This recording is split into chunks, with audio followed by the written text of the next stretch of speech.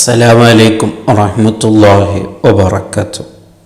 മുഅ്മിനീങ്ങളെ ബഹുമാനപ്പെട്ട യസീദുൽ ഹുമൈരി റളിയല്ലാഹു അൻഹു പറയണം, മാ ലഖിയനി ഹസ്സാനുർ റാഹിബു ഖത്തു ഇല്ലാ ഖാലലി. ബഹുമാനപ്പെട്ട ഹസ്സാൻ റളിയല്ലാഹു അൻഹു ഏത് സമയത്തും എന്നെ കണ്ടുമുട്ടിയാൽ ബഹുമാനപ്പെട്ടവരോ എന്നോട് പറയുന്നൊരു ഉപദേശമുണ്ട്. ബഹുമാനപ്പെട്ടവരെ പതിവാണ് ആ ഉപദേശം. അത് വല്ലാത്തൊരു ഉപദേശമായിരുന്നു. എന്താ ബഹുമാനപ്പെട്ടവർ പറയുന്നത്? യാ യസീദ്, ഓ യസീദെ, ഇഹ്ദിർ, നീ സൂക്ഷിക്കണേ, ലാ തുത്ഫിഉൽ മിസ്ബാഹ മിൻ ബൈതിക, നിന്റെ വീടിൽ നിന്ന് വിളക്കുകളെ നീ അനക്കരുത്. അതെപ്പോഴും നിന്റെ വീടിൽ വിളക്കുകൾ എപ്പോഴും കത്തിരിക്കണം. കാരണം ഇല്ലെങ്കിൽ ഫയദ്ഖുലു അലൈക്കൽ ലുസൂസു, നിന്റെ വീട്ടിലേക്ക് കള്ളന്മാർ കയറി പോകും. അതിന് സൂക്ഷിക്കാൻ വേണ്ടി നിന്റെ വീട്ടിൽ എപ്പോഴും വിളക്കുകൾ കത്തിരിക്കണമെന്ന് എന്നോട് എപ്പോഴും ഉപദേശിക്കുന്നതാണ് ഹസ്സാൻ റളിയല്ലാഹു അൻഹു എന്ന് യസീദുൽ ഹുമൈർ റളിയല്ലാഹു അൻഹു പറയണം. അതൊരു ഉപദേശമാണ്. ഇതിൻ്റെ ആകത്തുക എന്താണ്? ഇതിൻ്റെ രഹസ്യം എന്താണ്? എന്താണ് ഈ പറഞ്ഞത്? തൻ്റെ വീട്ടിൽ വിളക്ക് കത്തിച്ചിരിക്കണമെന്നാണോ ഈ പറഞ്ഞത്?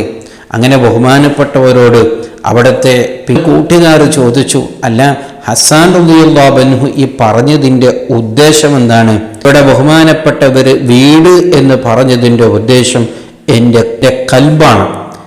അതേ സമയത്ത് വിളക്കിനെ നീ അണക്കരുത് എന്ന് പറഞ്ഞാൽ അല്ലാഹുവിൻ്റെ ദിക്റിൽ നിന്ന് ഒരിക്കലും നിന്റെ കൽബിനെ നീ അനക്കരുത്, അതില്ലാതെ ആക്കരുത്.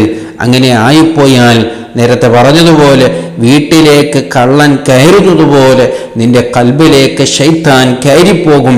പിന്നെ അവൻ നിന്നെ ഫിത്നയാക്കും എന്നുള്ള വലിയൊരു പാഠമാണ് ബഹുമാനപ്പെട്ട ഹസ്സാൻ റളിയല്ലാഹു അൻഹു എന്നോട് പഠിപ്പിച്ചു തന്നത് എന്ന് ബഹുമാനപ്പെട്ടവർ ഓർമ്മപ്പെടുത്തുകയാണ്. ഈ ഉപദേശത്തിൽ നിന്ന് നമുക്ക് വലിയ പാഠമുണ്ട്. അതേ, നമ്മുടെ കൽബ് നന്നായാലേ നമ്മൾ നന്നാവുകയുള്ളൂ. നമ്മുടെ കൽബ് ശുദ്ധിയായിട്ടില്ലെങ്കിൽ നാം പിന്നെ എത്ര ഇബാദത്തെടുത്താലും നാം ഒരിക്കലും നന്നാവുകയില്ല. ബഹുമാനപ്പെട്ടവർ ആ പറഞ്ഞ ഉദാഹരണം എത്രമാത്രം ഗൗരവമുള്ളതാണെന്ന് ചിന്തിച്ചു നോക്കൂ. ഒരു വീട്ടിലേക്ക് കള്ളൻ കയറുന്നതുപോലെ ഒരാളുടെ കൽബിലേക്ക് ശൈത്താൻ കയറിപ്പോകുന്നുണ്ട്. അപ്പോൾ ഒരു കള്ളൻ ഒരു വീട്ടിലേക്ക് കയറുന്ന സമയത്ത് ആ വീട്ടിൽ വിളക്ക് കത്തുന്നുണ്ടെങ്കിൽ അവൻ ഭയപ്പെടും. ആ വീട്ടിലേക്ക് കയറാൻ അവനിക്ക് അത്രമാത്രം ധൈര്യമുണ്ടാവുകയില്ല. ഈ വീട്ടിൻ്റെ ആൾക്കാർ ഉണർന്നിട്ടുണ്ട്, ഞാനിവിടെ പോയാൽ എന്നെ പിടിക്കപ്പെടും. അപ്പോൾ ഇവർ ഉറങ്ങിയാൽ ഈ വീട്ടിലുള്ള വിളക്കുകൾ കെട്ടാനേ എനിക്ക് ഈ വീട്ടിലേക്ക് കയറാൻ സാധിക്കുകയുള്ളൂ എന്ന് ഒരു കള്ളൻ ചിന്തിക്കുന്നത് പോലെ ശൈത്താനും അതുപോലെ തന്നെയാണ്. എവിടെയാണോ അള്ളാഹുവിൻ്റെ ചിന്തയില്ലാത്ത കൽബുകൾ, അള്ളാഹുവിൻ്റെ ഖുർആനില്ലാത്ത കൽബുകൾ, അള്ളാഹുമായിട്ടുള്ള ആ ബന്ധം, ആ വെളിച്ചമില്ലാത്ത കൽബിൽ, അവിടെ ഇബ്ലീസ് പെട്ടെന്ന് കയറിപ്പോകും. അതേ സമയത്ത് എന്നും കൽബിൽ അല്ലാഹ് എന്നുള്ള ചിന്തയിലാണോ നിന്റെ കൽബെങ്കിൽ ഇബ്ലീസ് അത്രമാത്രം പെട്ടെന്ന് അത്ര ധൈര്യത്തോടു കൂടെ നിന്റെ കൽബിലേക്ക് അവനിക്ക് കയറി വരാൻ അവനെ കൊണ്ട് സാധിക്കുകയില്ല എന്ന് ബഹുമാനപ്പെട്ടവർ നമ്മെ പഠിപ്പിക്കുകയാണ്. ഗൗരവത്തോടു കൂടെ മനസ്സിലാക്കുക. ഏതു സമയത്തും അല്ലാഹുവിനെ ചിന്തിക്കുന്നവരാകണം. അള്ളാഹുവിൻ്റെ ആ തൃപ്തി ചിന്തിച്ച് ജീവിക്കുന്നവരാകണം. അല്ലാഹുവിൻ്റെ ചിന്തയില്ലാത്തൊരു ജീവിതമാണോ നമ്മെ ചതിക്കും, ശൈത്താൻ നമ്മെ ഫിത്നയാക്കും. അവൻ വളരെ സുലഭമാണ്.